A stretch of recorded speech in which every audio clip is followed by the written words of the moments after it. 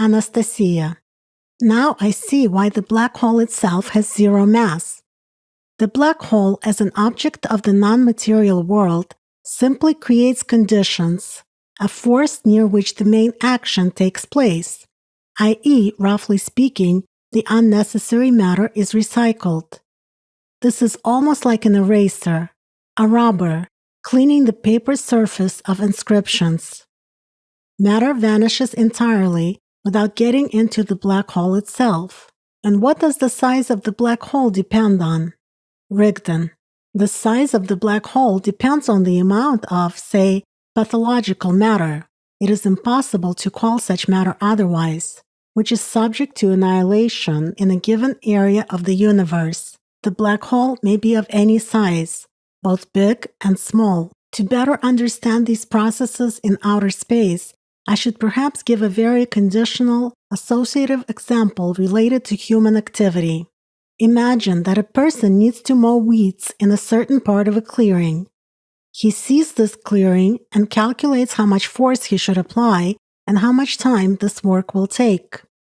And later, one fine morning, he appears in the clearing and carries out the planned work, which happens, let's face it, quite unexpectedly for the weeds. It is a different matter when there is a whole field of such weeds. In this case, in order to eliminate such a huge amount, the person will use larger capacities, for example, equipment, involvement of additional human resources, and so on. That is, the point of force application depends on the area of pathology, and the method of force application depends on the volume of specific workload. Anastasia. That is a good example. Generally speaking, the question of the origin of mass as such still remains open in contemporary physics. Furthermore, scientists themselves highlight this issue as one of the fundamental ones.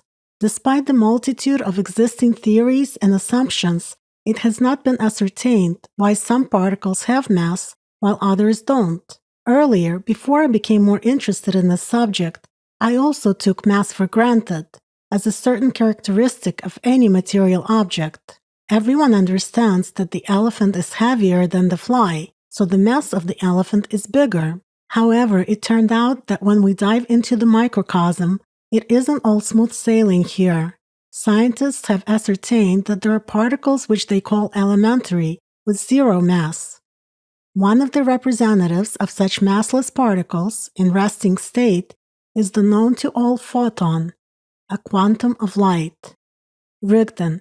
Indeed, science cannot yet answer this question because it is limited only by the boundaries of the proposed theories, and these theories, despite the tendency to become more complex, still cannot provide reliable answers to such important questions concerning the deeper understanding of workings of the universe, as for instance, what exactly gives mass to one or another kind of particles, and why do masses of particles differ? It is considered that mass of the body directly depends on the substance which it contains and which consists of atoms. But what constitutes the basis of atoms? According to modern conceptions, atoms consist of electrons, protons, and neutrons. It is assumed that protons and neutrons are formed from quarks, and it is electrons and quarks that are regarded by people as truly elementary particles. Anastasia. Yes, to suppose is not to dispose of. This is the eternal I believe, I don't believe game of logic of the inhabitant of three-dimensional space. What I cannot see with the equipment which is currently available does not exist in principle. Rigdon. Every person has his own way of knowing the truth, sometimes through overcoming numerous trials and errors. However, purity of thoughts and flexibility of mind allow a true scientist to have a broader view of the world and remove the imposed stereotypes. The question is not in the knowledge, but in the human perception. Anastasia. The funniest thing is that once you look impartially at the theoretical descriptions of behaviors of elementary particles, which were proposed over the last 100 years, you get the impression that every theory that follows is trying to cover the gaps where its predecessor showed a crack as a result of the latest experimental discoveries. Maybe a totally different approach to this question is needed. Could you please tell us what mass represents on the global scale? Rigdon: everything is actually simpler than people think.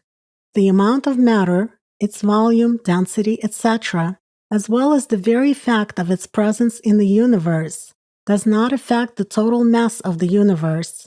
People are used to perceiving matter with inherent mass solely from the perspective of three-dimensional space. However, in order to have a deeper understanding of the subject, it is necessary to know about the multidimensionality of the universe.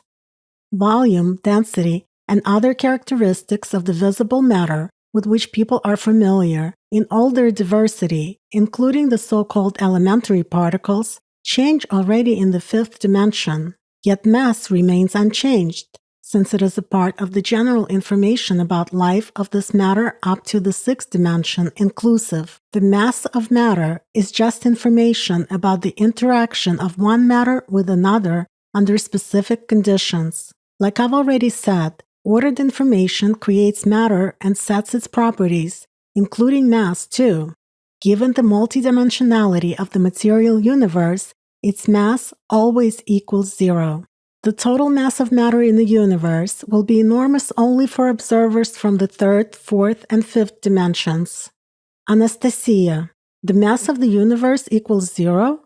But this shows the illusory nature of the world as such, which was mentioned in many ancient legends of peoples of the world. Rigdon: science of the future, if it chooses the way indicated in your books, will be able to come close to answering the questions of the origin of the universe and of its artificial creation. Anastasia: there is another question. There are assumptions in modern science that supermassive black holes exist in the nuclei of almost all large galaxies. Is this true? Rigdon: no.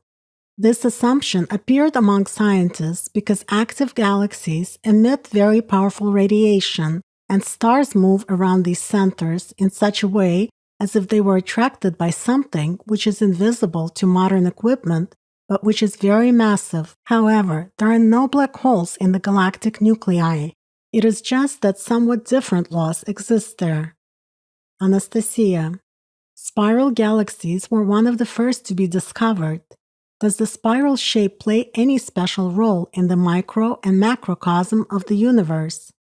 Rigdon: yes, it does, and it relates to the structured motion of energies as well as to the storage and exchange of information, that is, to advanced physics. If you study this issue carefully, you will be able to understand that many things in the material world are arranged in a spiral shape or move in a spiral from micro objects to macro objects. For instance, let's take micro objects of our world, such as cytoskeleton of eukaryotic cells. As you remember the definition from biology, eukaryotes are organisms whose cells contain a distinct nucleus. Anastasia: yes, the superkingdom includes all the higher animals and plants, fungi, unicellular and multicellular algae, and protozoa. Rigdon: correct. Inside their cytoskeletal, you will find a linearly twisted spiral, a double helix, and also a superhelical structure. Anastasia: exactly. After all, their cells have a nucleus enclosed within membranes and chromosomes of a helical structure containing biopolymer, which is also a part of living organisms, i.e. the double-stranded DNA molecule. In the majority of cases, the DNA has the structure of the double helix. Even certain bacteria, which are prokaryotic, organisms with undifferentiated nuclei, have a single double-stranded DNA molecule shaped as a circular chain. Rigdon: absolutely right. You may also recall the process of cell division and the participation in it of the chromosome of female cells and chromosomes of male cells. At all stages of the cell cycle, chromonymata are the basis of the chromosome. Anastasia: yes, these thread-like structures. Rigdon: note the following. In a non-dividing cell, they're untwisted, say despiralized, while during the cell division, they're tightly twisted in a spiral, figuratively speaking, in the shape of two entwined serpents. And so you may remember that the DNA functions include storage of information, its transmission, and implementation of the genetic program of development. Generally, if we examine the biochemistry of animals, including human beings, in more detail, we can find a great variety of types of spirals: left-handed spirals, right-handed spirals, triple-stranded spirals, and so on. For instance, the typical collagen molecule consists of 3 polypeptide chains of different types, A-spirals.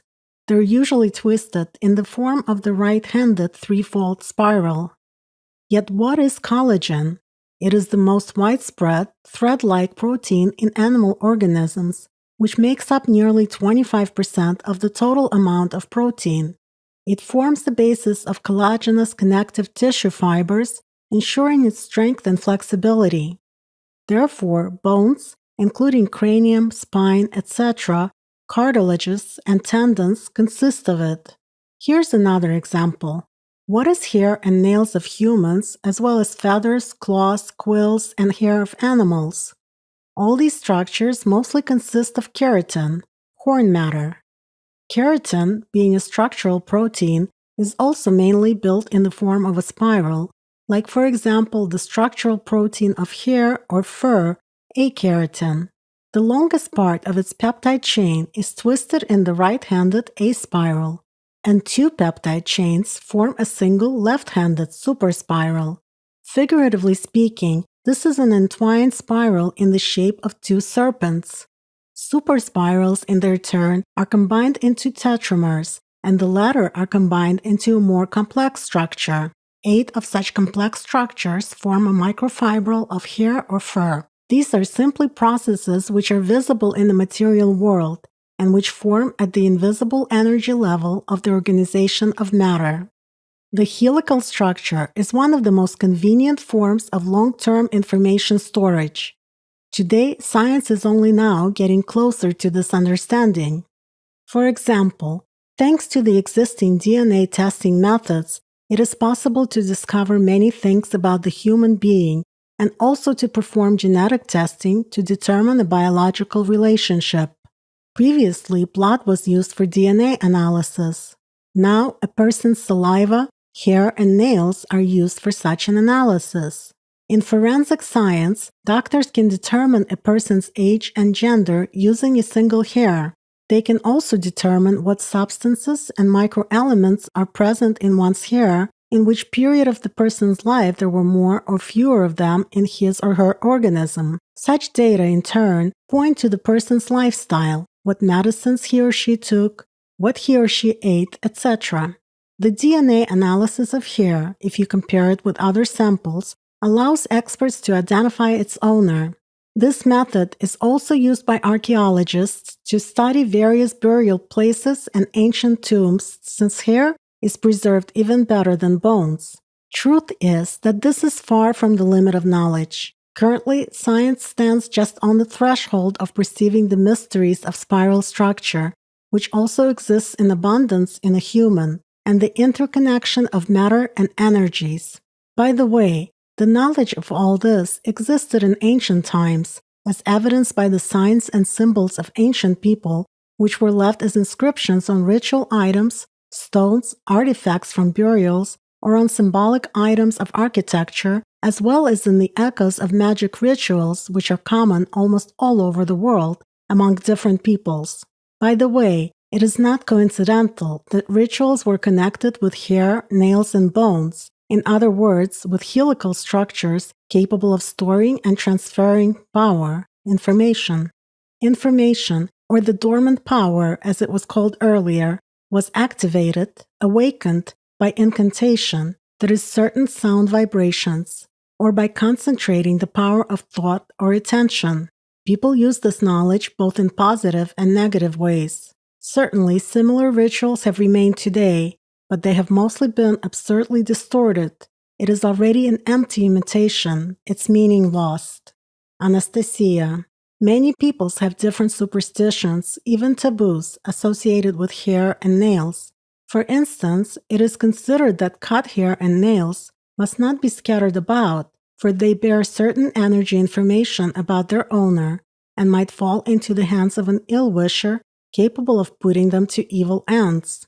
Some peoples even have a spitting taboo. One should not spit right and left because it is considered that a sorcerer might take possession of the saliva in order to curse this person. What if the spitting taboo was introduced for urban residents? Then our culture might improve. Streets would become cleaner, and perhaps people would suffer less from various disorders and diseases of unknown origin. Rigdon. Culture, of course, never hurts. However, it is not a matter of health, taboos, sorcerers, and superstitions. All of this is external, yet it stems from the internal of man himself. It is a matter of habit, the dominance of certain thinking of the individual, and of everyday choice. If a person clears his mind of the ideological chaos and introduces spiritual priorities of creation into his life, then no sorcerers with their superstitions will be a hindrance. Anastasia, I totally agree with you. No wonder that examples of negative influence through such helical structures are described nearly at every turn in the popular literature of the contemporary society. Nonetheless, if there are negative examples, there should be positive ones as well. You've mentioned that this knowledge was also used in a positive way. Rigdon. Let's say that initially the knowledge was given to people precisely in a positive way. Let's take hair, for instance. Hair keeps information about a person and the connection with his physical and energy structures. In ancient times, people knew about such a connection of hair with the energy structure, which modern science does not yet understand. Now you can find only echoes of this. For example, the ancient Slavs, just like other nations though, believed that flowing hair gives magical power to a woman, or that a small lock of man's, warrior's, shoulder-length hair, taken exactly from the crown of his head, has magical power too. All this is the echo of former knowledge about the energy structure of the human being and possibilities of its proper use in life in order to help in the spiritual journey. Even a lock of cut hair retains its connection with a person. In the past, when someone from a commune was sent on a long journey for a certain purpose, this person left a lock of his hair to the commune. While he was on a mission, the commune would sit down in a circle from time to time, placing this hair in the center, and do what we would call today a meditation, prayer. In other words, people from the commune, while in an altered state of consciousness, in meditation, would give additional spiritual powers to this person through the lock of hair in order to support him on his mission. By the way, in the past, when a commune intended to provide spiritual support to a certain person, locks of his hair had been preliminarily cut in 3 places for this purpose. And these places sort of symbolized a triangle above his head, on his temples, closer to the point above his ears, and on the back of his head. And then the commune, so to speak, meditated over that cut hair. This was used to help him block the negative state relating to the person's past and suppress surges of his animal nature. Hair was never cut from the forehead because the front part of a person and space before him were seen as a connection with the spiritual direction, with the way forward. In fact, a very real influence, albeit weak and short-term, is exerted over a person through his hair. However, such influence can only reinforce what already dominates in such a personality. In other words, through the hair of a good person, by influencing with the deepest inner feelings, another good person can transfer positive energy and strengthen positive powers inside him for a certain period of time. But of course, the main work on oneself still depends on the personality. Interestingly, in ancient times, the knowledge of such additional power was used in magic rituals solely to provide spiritual assistance to a person, whereas now this knowledge is either distorted or used in a negative way. Somehow, people have forgotten that this knowledge was given to them for the purpose of helping each other. Anastasia. In some modern religions, there are rites of cutting hair. For instance, taking monastic vows in Christianity. shaving off hair among the Muslims who make a pilgrimage to Mecca, shaving heads in Buddhist monastic communities, or shaving the front part of the head among the Chinese, the Manchurians, or the Ainu as a sacrifice to God. What are these rituals based on? Rigdon. All of them are already purely symbolic actions, which in religions are interpreted as the final parting of a person with all of his past and his decision to serve the given religion, which is regarded as a sacrifice to God. In reality, if externally a person cuts or shaves his hair but does not change internally in quality, all this will still remain pure symbolism. I repeat, it is not attributes, clothes, or any outer distinctive appearances that are important, but the internal component of man. For example, the cruciform cutting of hair, or shaving the crown of the head or the forehead, this is already a distorted transfer of knowledge, an interpretation by people themselves, a purely symbolic external demonstration by a person of his connection with God, of his procession along the spiritual path, and his affiliation with this or that religion. Anastasia. So it is not without reason that people say that a person should not be judged by appearance. Going back to the issue of helical forms in micro and macrocosm, I recall that the motion of the electron in the magnetic field, which is constant in time, is also helical. Rigdon. Many natural phenomena are linked to such a motion.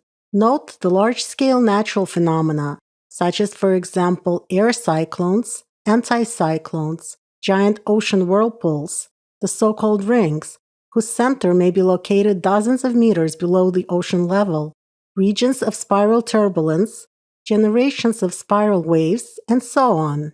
The helical structure and the motion of macro objects, such as galaxies, for example. I will say even more about the spiral form in the macrocosm, namely what is unknown to science today but is reflected in ancient creation myths of different peoples. Incidentally, clever people should think about the following questions. Why, despite the obvious variety of possible pictures of the world, the main information different peoples have is surprisingly similar? Furthermore, only in a few cases, such coincidences can be explained by contact between cultures. How did the ancient people know how the universe and life in it were formed, or that the polar cosmic principles have something in common? Why did ancient people perceive the world as an eternal formation, and things existing in it as a fruit of struggle? How did they know about the existence of various spaces densely populated with various gods and spirits, 3, 7, 9, and more heavens, lands, heavenly lands, etc.? About the multi-stage universe, the notion of the single fundamental principle of the universe, which assigns form, characteristics, and properties to the world, but is devoid of all these features itself. Why are similarities of quantitative and qualitative characteristics of elements found in myths? And why is it that most often they speak of the 4 elements, water, fire, air, and earth? Why does, in the majority of cases, the 5th central element unite these 4 elements, and all this together is tied to the material basis of the world? For instance, ancient Chinese marked the 5 basic elements of the world with the term Yu Sin. Yu means 5, while the Sin hieroglyph means to act, to move. In other words, the 5 elements being in everlasting motion. They define the development of the world again as an interaction of the 2 opposite cosmic principles, yin and yang. In ancient Indian writings, besides the 4 elements, an important role in the universe was assigned to the soul, Atman, the mind, Manas, and also time, Kala, space, Dik, and such notion as Akasha. The Akasha substance was represented as something indivisible and pervasive. Just a single characteristic feature was attributed to it, sound. It was Akasha that, according to the Indian descriptions, connected all of the above listed substances. That is, the 4 material and the 4 non-material ones. Many sacred legends of the peoples of the world have preserved the knowledge that the human being consists of 5 basic parts. By the way, the ideas of ancient people about life and death were entirely different from the contemporary worldview. Death, according to their worldview, was not the final annihilation of man. Life and death are closely interconnected between themselves and complement one another.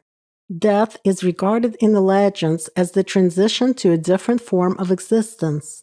But this transition depends on the spiritual quality of a person's life, and that is why it was said that life begets death and death begets life. To die means to be born again based on one's merit, or to live for a better world.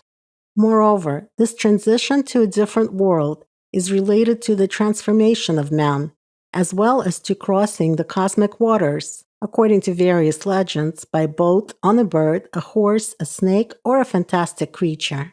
And so, of course, legends of the peoples of the world describe how exactly the universe will perish.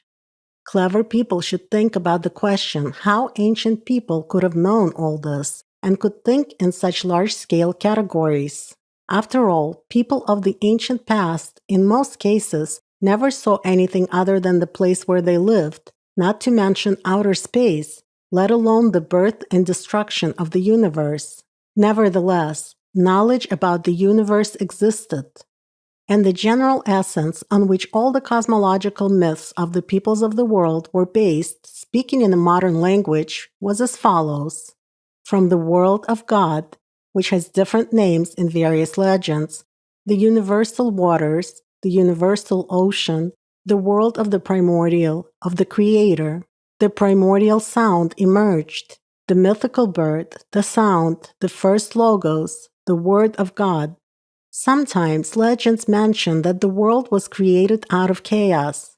At that, we should understand that the Greek word chaos, meaning gaping, originated from the root K and the word kaino, kesko, meaning yawning, opening wide. So chaos in mythology has the meaning of yawning, a gaping space and an empty stretch. Anastasia. It's almost like the beginning of the Bible, which tells about the creation of the world. The earth was formless and empty, darkness was over the surface of the abyss, and the Spirit of God was hovering over the waters. Rigdon. It is only now that the synodal translation of the Bible has abyss. Originally, in the ancient Mesopotamian text, from which Hebrew priests borrowed the Sumerian and Babylonian cosmology, it was called the primordial universal waters, the sea. And if you look at the meaning of the verb hovering in the original, from which the translation was made, you will notice that the same verb was also applied to a broody hen that hatches its chicks in the nest. And the term the Spirit of God, Ruach Elohim in the English transcription, is derived from the ancient Semitic root and is related to the Arabic ruch. From this root, the name of the giant mythical bird Ruch was formed, and this bird still appears in ancient Arabic tales.